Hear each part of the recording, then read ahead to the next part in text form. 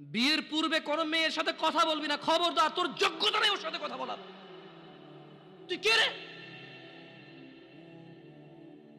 বামন হয়ে চাঁদের দিকে হাত বাড়াবি না। আমার বোনরা চাঁদ। ওয়াল্লাহি যেদিন ইসলামী শাসন আসবে, যেদিন ইমাম মেহেদী আসবে, যেদিন ঈসা আলাইহিস সালাম আবার আসবে, ওনার বন্ধের উপর যারা হাত দেবে উনি হাত কেটে ফেলবে। তুই বামন হয়ে চাঁদের দিকে হাত বাড়াইস না। আমার বোনরা চাঁদ। ইসলাম মেয়েদেরকে চাঁদ বলেছে, আর তোকে বামন বলেছে। বেটা তুই বেটা ছেঁড়া খাতা শুয়ে লাখ টাকার স্বপ্ন দেখিস, বিয়ের আগে মেয়ের গায়ে হাত দিস? তোর সাহস কত? তোর সাহস কত? তুই জানিস না মুহাম্মদ সাল্লাল্লাহু আলাইহি সাল্লাম বলছে নেক স্ত্রী দুনিয়াতে যা আছে ওর চেয়ে বেশি উত্তম। তুই কি করে ওর গায়ে হাত দিস বিয়ের আগে? তোর সেই যোগ্যতা আছে বল? তোকে আল্লাহ জাহান্নামে ফেলবে, তোকে আল্লাহ জ্বলন্ত আগুনে নিক্ষিপ্ত করবে, তোর শরীর পচবে, তোর শরীরের গন্ধে জাহান্নামীরা থাকতে পারবে না। তোকে আল্লাহ এত নিকৃষ্ট শাস্তি দেবে। কেন? কারণ তুই এত বড় জঘন্য কাজে লিপ্ত হয়েছিস। আমারে বুঝাস না মেয়েরা খারাপ, মেয়েরা খারাপ। আমি তো এত খারাপ দেখি না রে, তুই কোথায় তো খারাপ দেখিস? আমি তো দেখি তুই বেটা টেনে পড়িস মাত্র। তোকে আমি ছোট করে দেখছি না বেটা। তুমি বের হও, ছবি পাঠাও, নাহলে হাত কেটে ফেলবো আমি। দেখো আমি বিষের বোতল নিয়ে আসি, ছবি পাঠাও। তুই বেটা আমার বোনটাকে বেটা ফুসলেছিস বেটা। ফাজিল। মেয়েরা খারাপ, মেয়েদের খারাপের কারণে দুনিয়া। তুই কে রে? তুই কি মেয়েরা খারাপ? শোন, আমাদের গ্রামে প্রবাদ আছে, ধর্মীয় কথা না এটা।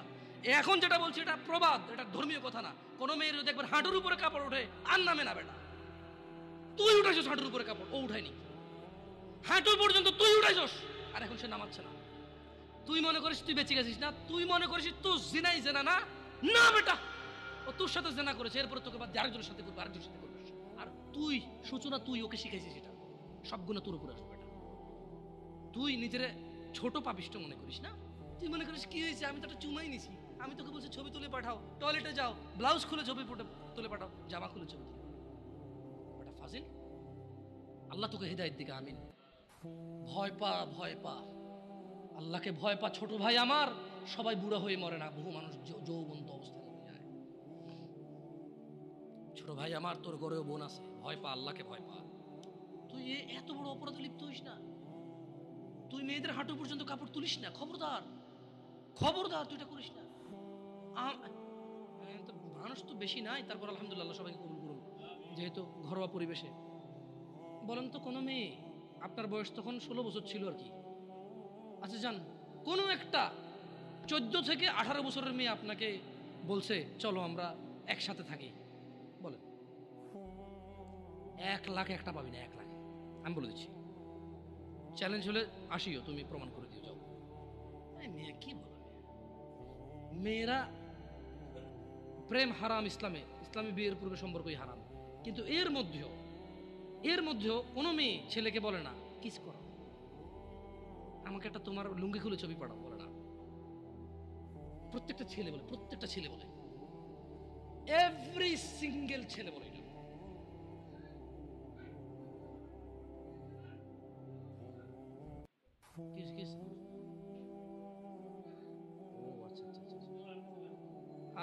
ঠিক আছে, বন্ধ করো জানালা না। মানুষকে কষ্ট দিন না, জানালা বন্ধ করে দেন। আপনার সাউন্ডটা আরো একটু করিয়েন, কেমন? মানুষজন যাতে কষ্ট না পায়, কেমন? কারণ সবাই বাধ্য না তো। না ঠিক আছে, না জানালাগুলো বন্ধ করে দেন, মানুষ যাতে কষ্ট না পায়, কারণ সবাই তো বাধ্য না। আর সাউন্ড সিস্টেমটাকে আরো কি করবেন, মানে এরপরের হালাকা না নিচে আপনি মাইক লাগাবেন, মাইকের সাউন্ড লিমিট করবেন। আপনি দেখেন, এটা তো টেকনোলজিক্যাল ব্যাপার, রাইট? আমি আপনাদেরকে অনুরোধ করবো, এরপরে আরো অনেকেই আসবে, রাইট? প্রতি মাসেই হয়তো আসে। আপনাদের যেখানে যারা বসে সংশ্লিষ্ট ওই এরিয়াতে যাতে সাউন্ডটা সীমাবদ্ধ থাকে। নিচতলায় তো আর এখানকার সাউন্ড যাবে না, নিচতলায় আলাদা একটা সাউন্ড ওই যে লাগাই দেন, মাইক্রোফোন লাগাই দেন, মানে স্পিকার, সরি।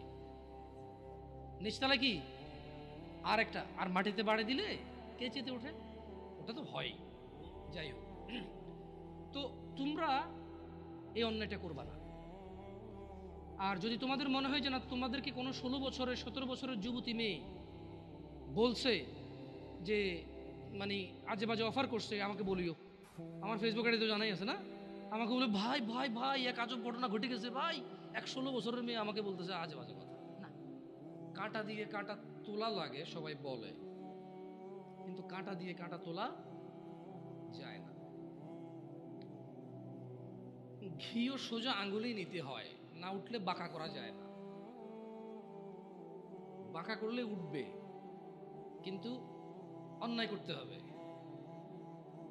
মানে সোজা আঙ্গুলে ঘি উঠে না, বাঁকা করতে হয় যারা বলে তারা কিন্তু বাঁকা মানে আঙ্গুলটাকে বাঁকা করবে বলে না, পদ্ধতি চেঞ্জ করবে বলে। আমার মনে হয় কিছু জিনিস পরিবর্তন হওয়া উচিত। অ্যাজ এ উদাহরণ উদ্ধৃতি হিসেবে ভালো ফ্রেশ জিনিস আসা উচিত, যেটা যেমন ওই কথা বলছিলাম শবে বরাত নিয়ে এক জায়গায়, আমি বললাম যে শবে বরাতের তো আরবি ট্রান্সলেশন লাইলাতুল কদর হয়, এটা তো রমজান মাসে হয়, রমজানের আগে হয় না। একটা পর্যায়ে এগ্রি করার পরে বললাম যে ঠিক আছে, তাহলে করাই ভুল না হলে বলাই হলেও ভুল আছে।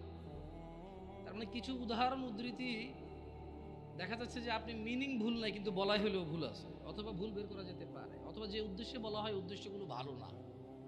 তো যারা বলে সোজা আঙ্গুলে ঘি না উঠলে আঙ্গুল বাঁকা করতে হয়, ওরা কিন্তু আপনাকে বলে না যে আঙ্গুলটা বাঁকা করেন, ওরা বলছে সোজা আঙ্গুলে না উঠলে, তার মানে সোজা আঙ্গুলে উঠে।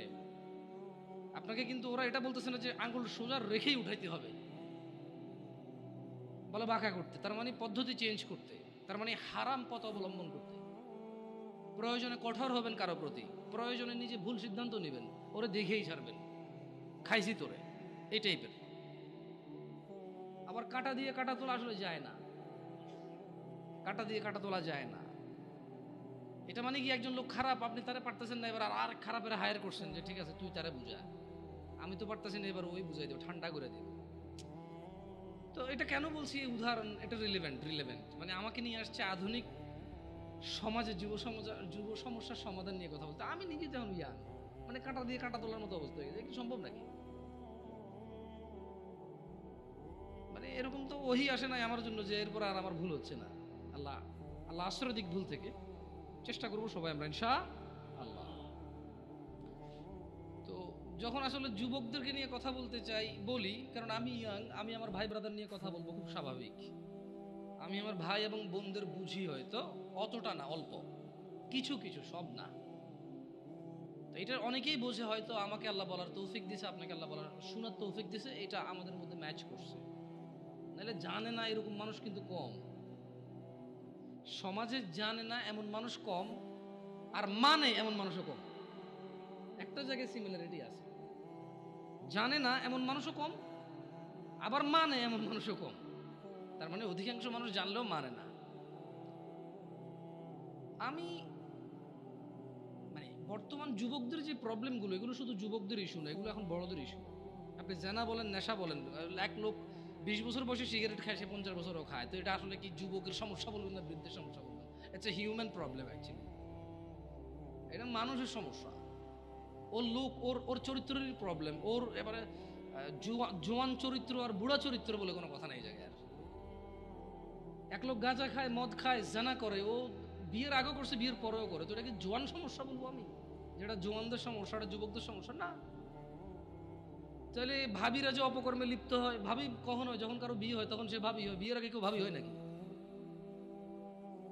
বিয়ের আগে তো কেউ ভাবি হয় না, বিয়ের আগে কাউকে কেউ দুলাভাইও বলে না। তো দুলাভাইরা যে এত প্রবলেম করতেছে শালিকাদের সাথে বা অন্য অন্য কলিগসদের সাথে, এটা তো মানে দুলাভাই কি, তার মানে কি মানুষের বয়স যখন 50 হয়ে যায় তখন কি তাকে আর দুলাভাই ডাকে না মানুষ? অন্য কিছু ডাকে না। আপনি যদি, হ্যাঁ, ইয়াংদের মধ্যে ওরা গোপন করতে পারে না। প্রবলেমটা কোথায়? প্রবলেম হচ্ছে 30 বছরের এক লোক মহিলার সাথে শুয়ে সমস্ত সম্পদ ব্যয় করে দিতে রাজি, যাতে কেউ না জানে। আর 17 বছরের ছেলে মেয়ের হাত ধরে এসে বন্ধু বান্ধবকে ফেসবুকে স্ট্যাটাস দিবে আজকে ওর সাথে হোটেলে এসেছিলাম। এইখানে একটা ডিফারেন্সই আছে, যেটা আমি ফাইন্ডিং যেটা করছি আর কি। অপরাধ প্রবণতা আসলে জোয়ান বুড়া বলে কথা না, যার চরিত্র খারাপ তার চরিত্র খারাপ, যে আল্লাহকে ভয় করে না সে করে না। প্রবলেম হচ্ছে 35 বছরের ছেলে তার কলিগের সাথে অবৈধ সম্পর্ক, মহিলার সাথে অবৈধ সম্পর্ক লিপ্ত হয়, এবং সে প্রয়োজনে এখানে চাকরি ছেড়ে দেবে, জমি বিক্রি করে ফেলবে, এটা যাতে কেউ না জানে। তাহলে কেন তার সংসার ভাঙবে? আর 15 বছর একটা ছেলে যাতে তার প্রেমিকার অন্য কোথাও বিয়ে না হয়, সে মিশা মিশা বলে ওই তো আমার সাথে ছিল ভাই 7 বছর থেকে সম্পর্ক, আপনি কি কোন বিয়ে করবেন ওরে, ওর পর থেকে সরে দাঁড়া, ও আমার প্রেমিকা। সো একজন জিনা করে ক্লেম করে, যতটুক করে এর থেকে বাড়াই বলে, কেন? যাতে ওর সিকিউরিটি হয়, এই মেয়ের যাতে অন্য কেউ বিয়ে না করে, ওই বিয়ে করে। আরেকজন জেনা করে প্রয়োজনের সম্পদ এখানে কোরবান করে দেবে, কেন? কারণ যদি কেউ শুনে তাহলে ওর সংসার ভেঙে যাবে, মানে বিয়ে যেটা সেটা ভেঙে যাবে। দুইজনের সাইকোলজি দুই রকম, এই একটা পার্থক্য আমি দেখছি। আদারওয়াইজ বুড়া জোয়ান কেউ পিছায় নাই আর জানাবে বিচারে। কেমন? আবার যুবকরাও তো গোপন করতে পারে না, ও একটা হোটেলে যাবে, একটা পার্কে যাবে, সবার দিকে তাকায় থাকবে। এখন আমি যদি এই যে দাড়ি টুপি রেখে পাঞ্জাবি পরে যদি পাশে একটা বোরখা পরা মহিলা আমার পাশে হাঁটে, আমি যদি 10 ঘন্টা না 20 ঘন্টাও হাঁটি, পৃথিবীর একবারে অচেনা জায়গায় হাঁটি, পাবলিক ধরেই নিবে যারা বউ জামাই। প্রবলেম হচ্ছে 16-17 বছরের যুবক, গায়ে স্কুল মাদ্রাসার ইউনিফর্ম, মহিলা আবার বোরখানা যদি বস্তা গায়ে দিয়েও থাকে, লাভ নাই। পাবলিক কবো যে এরা কারারে কেন হাঁটতেছে এই জায়গায়। এই কিছু প্রবলেম ফাইন্ডিংস হয় ইজিলি, কেমন? আদারওয়াইজ সব মানুষই এখন বেখেয়ালি। আফসোস লাগে কোন যুবকের জন্য, যে যুবক তার যৌবন আল্লাহ দিছে, তার মেধা আল্লাহ দিছে, যে যুবতী তার যৌবন আল্লাহ দিছে, মেধা আল্লাহ দিছে, কি একটা তর তাজা বয়স, এটা টাটকা ব্রেন, সুবহানাল্লাহ, একদম ফ্রেশ ক্লিন, এত পাপে জর্জরিত না, পাপ করে জং ধরে যায় না, এমন একটা হৃদয় আছে ও, আল্লাহ ওকে দিছে এটা, সুবহানাল্লাহ।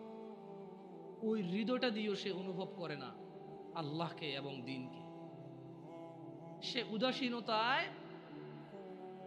উদাসীনতায় সে তার সময় পার করে কার মতো? যেই লোকটা 50 বছর বয়স অপরাধ, চুরি, মিথ্যা কথা, জানা, ব্যভিচার, বাপমার সাথে অন্যায় অবিচার, মানে হারাম খাওয়া হতে, ইচ অ্যান্ড এভরি হারাম যেটা আল্লাহ নিষেধ করছে সেটা সে দৌড়ে দৌড়ে গিয়ে আগলে নিছে, যেটা আল্লাহ হালাল বলছে সেটা সে ভাগতেছে, সে পলায়ন করতেছে। 50 বছর তার বয়স।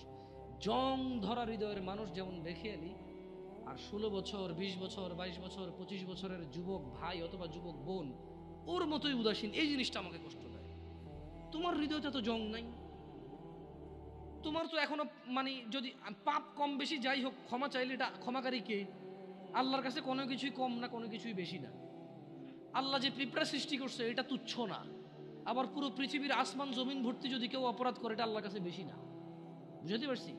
মানে আল্লাহর ব্যাপারটাই ডিফারেন্ট, সুবহানাল্লাহ। আল্লাহ সুবহানাহু ওয়া তাআলার ব্যাপারটাই ভিন্ন, ওনার উদারতাই ভিন্ন। যদি পিঁপড়া পায়খানার মধ্যে যে ব্যাজ না হয় এভাবে এভাবে হাঁটে, অনেকে দেখলে ঘৃণা করে বমি করবে, মহিলারা দেখলে ছোট ছোট তেলা পোকা দেখে মহিলারা লাভ দিয়ে খাটে উঠে যায়, ভয় পায়, ইয়াক ওয়াক করে ঘরে ঢোকে না। এই জিনিসটা আল্লাহর কাছে তুচ্ছ না। শুকর খাওয়া হারাম, আল্লাহর কাছে এটা তুচ্ছ না। আমার জন্য খাওয়া নেই, সেটা আল্লাহ সৃষ্টি। কুকুর আমার জন্য খাওয়া নিষেধ, কিন্তু এটা তুচ্ছ না, এটা আল্লাহ সৃষ্টি, কেউ বানাইতে পারবে না এরকম কিছু, রাইট? আবার আসমান থেকে জমিন পর্যন্ত অপরাধ আল্লাহর কাছে বেশি কিছু না। আল্লাহই ভিন্ন, সুবহানাল্লাহ।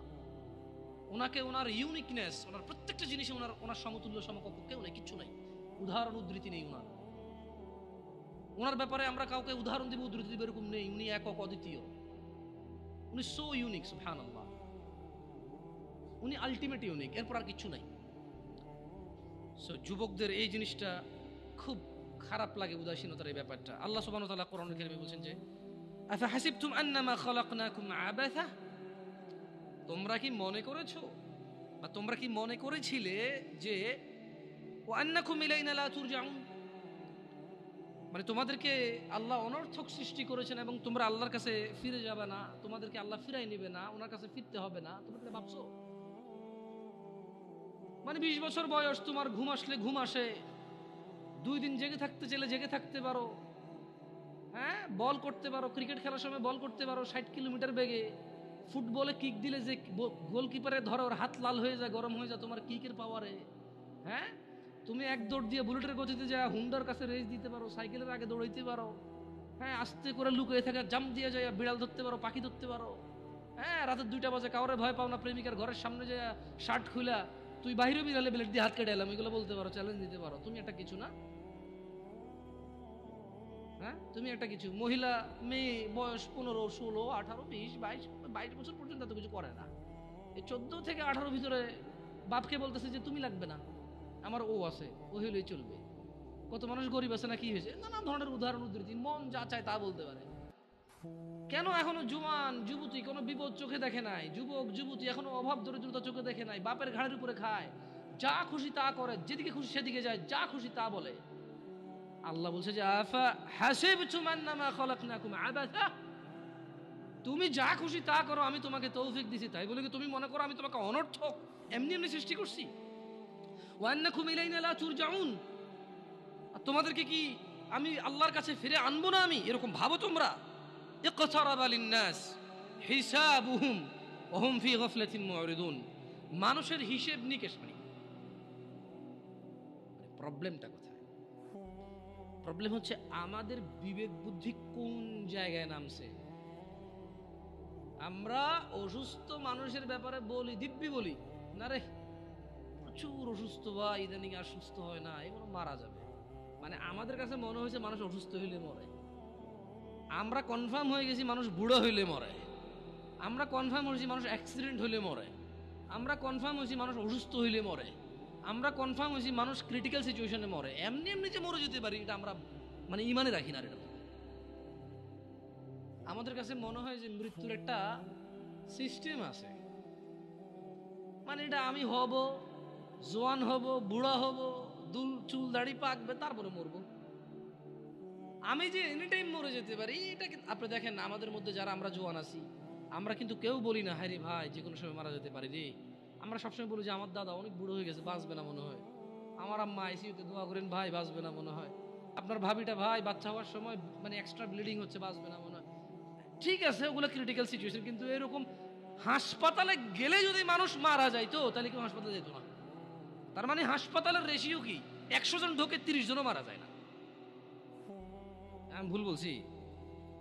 প্রতি 100 জন যারা আজকে হাসপাতালে গেছে 20 জন মারা যাবে এদের মধ্যে। তার মানে যত মানুষ মরে হাসপাতালের বাইরে মরে। মানে আপনি এখন যেখানে বসে আছেন অথবা আমি যেখানে বসে আছি, খুব একটু সূক্ষ্মভাবে যদি চিন্তা করি, আমরা হাসপাতালে যারা যায় তাদের মরার চিন্তা আমরা করি প্রচুর, অথচ হাসপাতালে 5% মানুষও মরে না। একজন ডাক্তার 1 মিনিটের রুগী দেখে, আমি চিনি লাকসাম উপজেলায়, নাম বললাম না, তার শিশু ডাক্তার, আমার ছোট ভাইকে দেখাইতে নিয়ে গেছি, 112 নম্বর সিরিয়াল চলতেছে আমার, বললাম আসছে কবে, কয় আসো এখন, এসার আগে 111 জন দেখে ফেলছে, আমরা 12তম ঢুকছি। এর মধ্যে কিছু লোক আসে নাই, আবার কিছু লোক তো তার পিএসএ হয়তো 100-200 টাকা খেয়ে সিরিয়ালের বাইরে দিয়ে দিছে না, তো আমি এটা যোগ বিয়োগ ধরে মানে মাইনাসে প্লাস ধরে ফেলছি আর কি, বুঝছেন? আমি চিন্তা করলাম যে সে তো 140 মানে 100 সর্বোচ্চ 160 থেকে 70 মিনিটে সে 112-13 জন রুগী দেখে ফেলছে, তো ওর যদি গড় রেশিও করে 1000 তো 2 জন মরতেছে না ওইখানে হাসপাতালে। একটা বিশাল হাসপাতাল ভর্তি হইতে পারে রুগী 100 জন 150 জন, ওখানে কি ডেইলি 20 জন মারা যায়? বরঞ্চ সরকারি হাসপাতালগুলো ভয় পায় মারা যাবে বলে যে ঢাকা মেডিকেলে নিয়ে চলে যান, জানা যে ওখানে মারা গেলে কোনো সমস্যা নাই, দায়বদ্ধতা নাই, তেমন ডাক্তারদের জবাব দিতে নাই, সরকারি হাসপাতাল মরছে, রুগী ক্রিটিক্যাল ছিল মরছে, আর গরিব মানুষ যায় ওখানে, আমার মতো লোকেরা যায়। সো আমাদের উদাসীনতার মাত্রা কত নিচে, মানে একটা মাত্রা থাকে না, ওই যে বলাতে শুনে না, ছি তুই এত নিচে নামবি, ভাবিনি, এই টাইপের ভাবিনি, আমরা নিজেরাই ভাবিনি, ভাবতেছি না যে আমরা কত নিচে নামছি।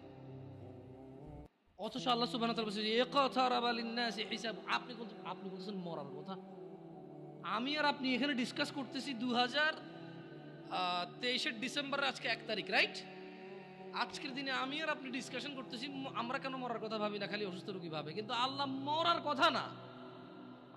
আমার বাপ চাচা মরছে, দাদা মরছে, বাবা আদম আলাইহিস সালাম হতে সবাই মরছে, যারা ছিল, আমরা যারা আছি মরবো, আমাদের পরে যারা আসে তারা মরবে, কিয়ামত পর্যন্ত যত মানুষ আসবে সবকিছু নশ্বর, সবকিছু নষ্ট হয়ে যাবে, মরে যাবে, পৃথিবীতে চলে যাবে, কত দূরের কথা। অথচ আমি আর আপনি 2023 ডিসেম্বরে চিন্তা করতেছি, মরার কথা আলোচনা করতেছি, এটাই আমাদের বুঝে আসতেছে না। কোরআনুল কারীমে আল্লাহ তাআলা বলছে যে ইকতারাবা লিন-নাসি হিসাবুহুম ওয়া হুম ফি গাফলাতিন মুরিদুন, আরে মরা তো দূরের কথা, মানুষ যে মরে যাবে, হাজার হাজার লক্ষ লক্ষ বছর পার হবে, হাসর হবে, ওর বিচারের দিন হবে, এটাই নাকি নিকটে। বলছে যে মানুষের হিসেব নিকেশের সময় আসন্ন, এই চলে আসতেছে। অথচ তারা ওহুম ফি গাফলাতিন মুরিদুন, অথচ তারা উদাসীনতায় মুখ ফিরিয়ে রয়েছে। আপনি আর আমি বাঁচার স্বপ্ন দেখি, বুড়ো হয়ে মরবো এই প্ল্যান করি, আর আমরা মরে আমাদের পরের প্রজন্ম হাজার হাজার প্রজন্ম মরে যাবে, জন্ম হবে, বেঁচে থাকবে 60 70 100 বছর বাঁচবে, সব কিছুর পরেও এই সব কিছু মিলিয়ে আল্লাহ বলতেছে যে আরে এদের হিসেবের সময় তো চলে আসছে, এই চলে আসতেছে। অথচ এরা এখন উদাসীনতা।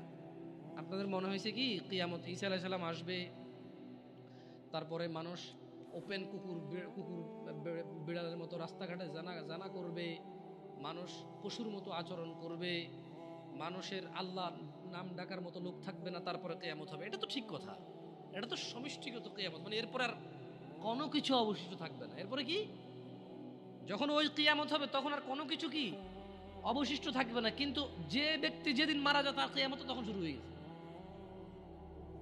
কথা বুঝতে পারি নাই? যে লোক মারা গেছে ও কি ওই ধ্বংস দেখবে? ও তো ধ্বংস হয়ে গেছে, শেষ। যে যখন মারা যায় তার কিয়ামত তখন। আর যেটা আল্লাহ তাআলা যেটাকে বলছে ইযা যুলজিলাতিল আরদু জিলজালাহা, যখন পৃথিবী প্রবল কম্পনে প্রকম্পিত হবে, ওটা তো সবাই কম্পিত হবে। কেমন?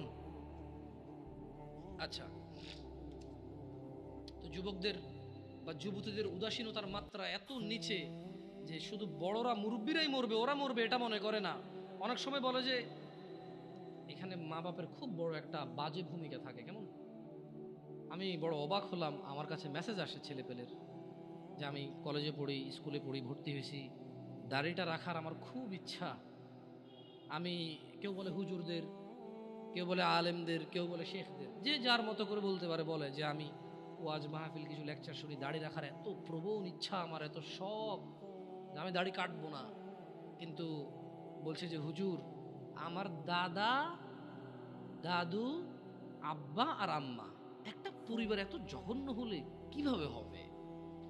একজন দুজন না হয়, দাদা, বাপ, দাদা, দাদি, মা, মানে কি?